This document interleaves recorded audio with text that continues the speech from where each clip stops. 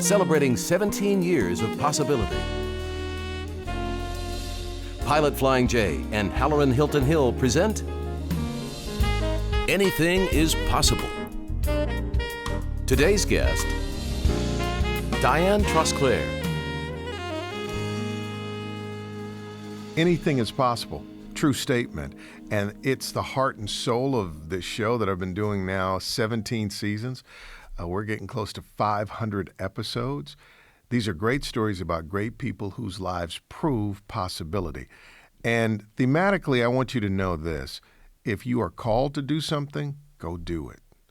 If you're inspired to do something, go do it. If you just feel like doing something, do it. Because as you open yourself to and move toward your possibility, you're going to open up possibilities for other people. Today's episode is brought to you by Hot Pepper Relish. Dian Trosclair is with us.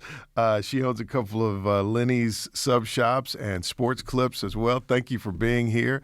First time I came to one of your Lenny's, I think I got the chicken Philly, and I saw these packets of hot pepper relish. Ooh-wee. Boy, oh boy, oh boy. But I'm there, and I'm looking at you working with your team, and I'm looking at the people you're working with, and I was just amazed. Thank you for being here today. We're going to get to what amazed me about your story, but I had no idea until preparing for this show that you really come from a corporate background. Yes, I do. Were you somehow connected to QVC? Yes, I was actually with a company called CVN, and we started up the catalog industry TV channel. QVC bought it during the mergers, and that was an exciting time to be working on the logistics and the startup of bringing in those products and having to expedite them and all the things that go on with that, like making sure you get the right size of shoe for the model that's going to wear it. And it was fascinating. The modern terminology for the field that you were trained in is supply chain management. UT has an incredible program in that. How did you get into the corporate world, and kind of walk me through some of the places you worked? Dr. Foggin at the University of Tennessee, when it was logistics, inspired me, and I loved my career. I left, graduated from UT, couldn't wait to move into a big city, and spent the rest of my life getting back here. But left and went to work for BASF, a chemical company. That's where I met my husband, and then left there to go to CVM, which then became QVC. Had an opportunity to go to Unilever, and then to FedEx, and on to ServiceMaster, where I ended my career as a vice president of supply chain and sourcing.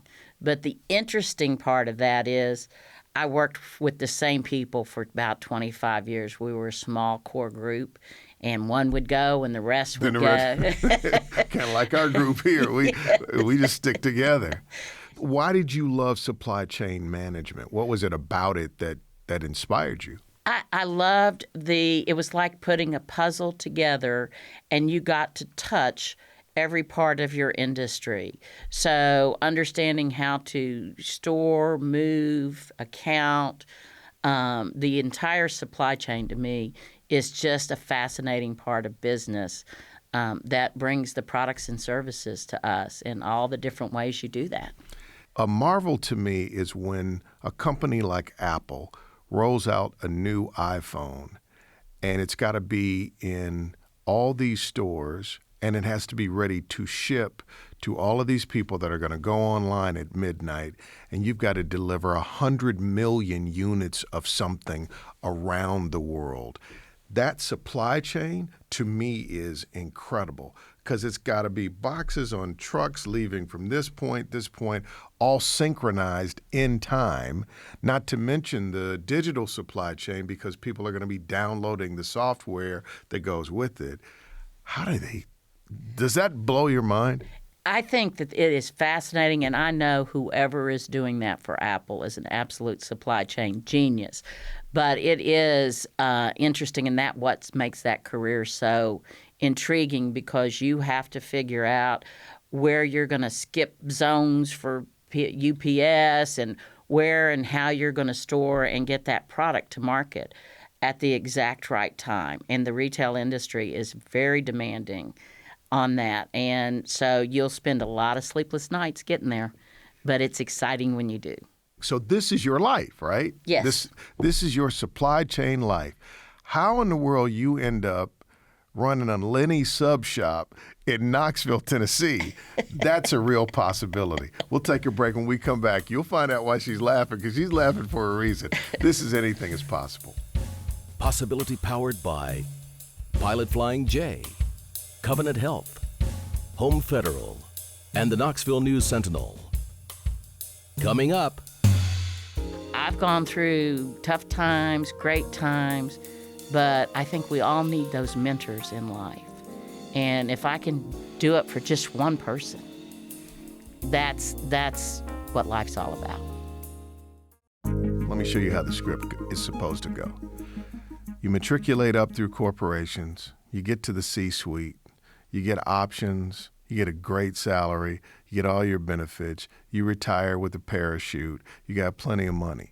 You get out of that and you become a consultant. You sit on boards and you go to the beach a lot and you talk about what it used to be like. I have a lot of friends that do that. You, on the other hand, decide, wait a minute, you and your husband said, let's look at retail, and you look at Lenny's and you look at Sports Clips. First, why did you look at those two franchises?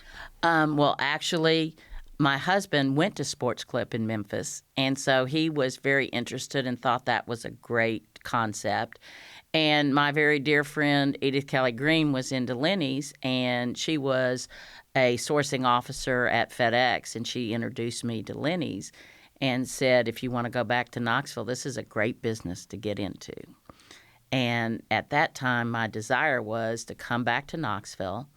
My brother was in sales. He wanted to get off the road, and he and his wife and my husband and I decided this is what we're going to do. We're going to combine the entire family here in Knoxville and buy these businesses and see if we can make a difference in our own lives as well as the lives of some of our employees. So this is what turned me on.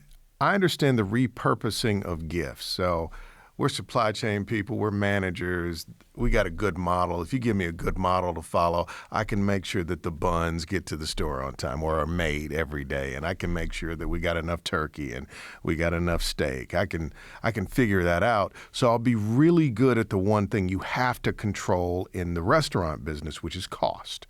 You got to watch your cost, and you got to do in time, real time, all of that stuff. What struck me about you is I'm assuming you shifted your purpose because of the people you started hiring. We had a conversation at one of your restaurants, and you told me this had a bigger purpose. And it does. And what I found and how I got hooked is I had a young lady in the first crew that we hired at my first Lenny's, and she was telling me how proud she was of being the first one to graduate from high school in her family and the first one to really be able to support herself. And she worked for me, and she had a young daughter that had some health issues. And when she brought her daughter in, I stooped down to get a hug from this tiny little girl, and she gave me a hug that didn't stop. It was the strongest. I couldn't believe this child was this strong, and gave me the hug. Later, I realized that that the mother had a drug problem. And so as I had come into Knoxville and joined Cokesbury Church, found that they had a large group that helped recovering drug addicts, alcoholics, and tried to get some help for she and her family in there. And we worked on it, and that I knew then that these are the type of people that were coming into my restaurants and going to come into my businesses. And I got so close and so attached that I decided I really need to provide help to people and be in and create leadership and show people anything is possible. You can go ahead and we can We can get education. We can provide training. We can get help for people. But you have to accept help.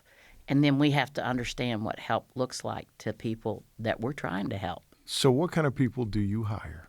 I hire people from every walk of life. There are people who are single mothers trying to raise their children. I hire people that I have met through Susanna's House. Rebecca Fetzer has Susanna's House, where it's mothers who are trying to get through their drug addictions and work to get their children back in their custody. And so I hire them. I work with Clyde at drug court. I have just people who are off the street that come in. I hire students. I've hired a gentleman who I really liked. He was a little bit mentally off. And so I got to know Ken, and he said I could use his name. But I realized that the restaurant business wasn't the right fit for him, and he needed to expend his energy. So I had a friend, Joe, who keeps my restaurants and my Sports Clip running, as getting the heaters, making sure all the things are working. He put him to work for him. We found out Ken was homeless. We were able to go to KCDC and help him get into housing. So what I learned is, for whatever reason, I was connected to these people every day. And what I realized is I could take the skills I had and some of the intelligence that I had and help them see the path to help. And as that's happened, I've gotten connected to more people and more people. And I don't believe in coincidences. So whatever God's choice is on this, he keeps connecting me. As recently as last week, I had the Coalition for Drug Addiction here in Knoxville contact me. They were just doing catering, and it just happened that they called Lenny's, and we got into this big conversation. And so now I'm going to get more involved in that. But why are you doing this? I am so passionate about I love people, and I am passionate about people. And I think everybody has something to offer to themselves and to the community. And I'd like to see whatever I can do to help them find that, because if I didn't have people throughout my life helping me figure that out, and all the gifts that I've been given, because I've gone through tough times, great times, but I think we all need those mentors in life. And if I can do it for just one person, that's what life's all about. You had an associate that was, I think you were telling me, and I hope we have permission to tell this story, about riding the bus. Yes. It's been several of them. I had some young people, and they were having trouble getting to work. And I said, well, the bus stops right in front. Where do you live? And their ego was keeping them from riding the bus. And I actually used you as the example. And I said, number one, I would ride the bus if it was available to me, because all of the things I could get done while riding the bus. But we had a big conversation about, don't let your ego get in the way of, or your pride get in the way of you being successful. So get on the bus, come to work.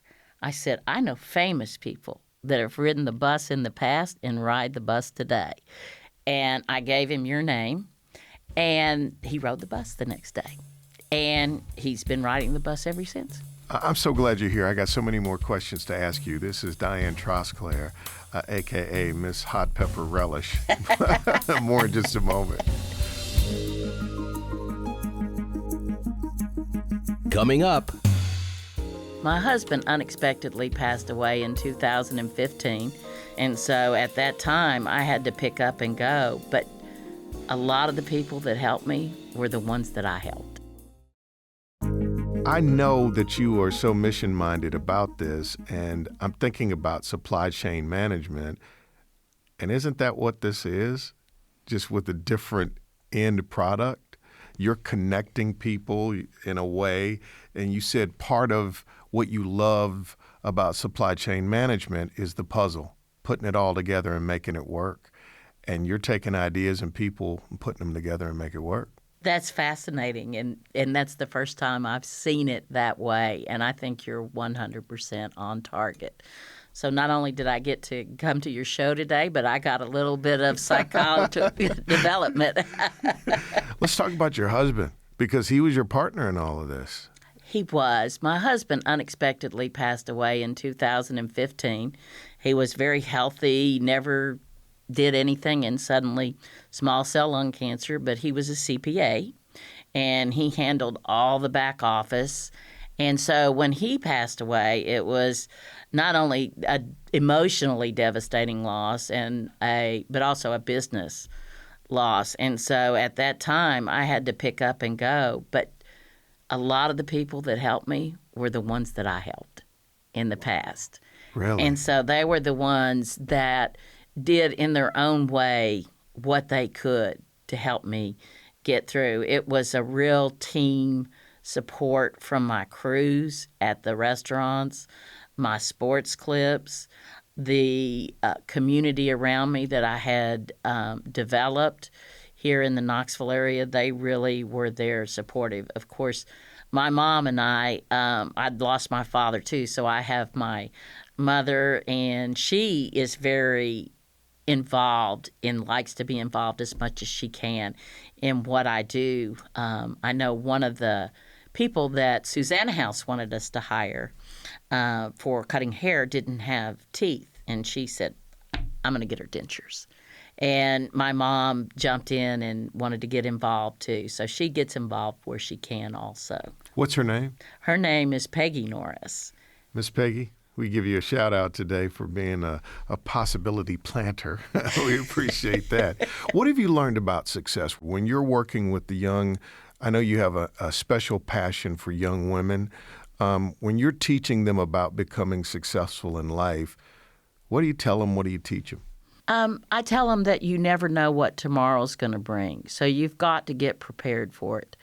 And the things that I want them to have first is self-esteem.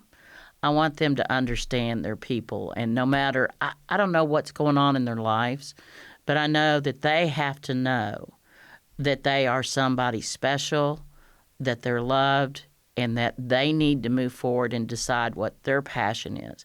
And if it's education that they need, there's all kinds of ways of getting that education. If it's training, if it's help from an abuse situation or a toxic relationship, there's positive help out there. And to understand and take a minute to decide what will make you happy. And I tell them, figure out what brings high energy and what's negative energy, and keep focusing on that high, happy energy. And when you smile, feel it inside. Don't just do it for everybody. Do it for yourself. I bet it's so rewarding when you see a young person when that light comes on, or you see a person that has been disadvantaged finally figure out, I got some options here. And I've seen them do that, and I've seen them take pride in it and go back and say, I have somebody now who was working for me. She had a relapse.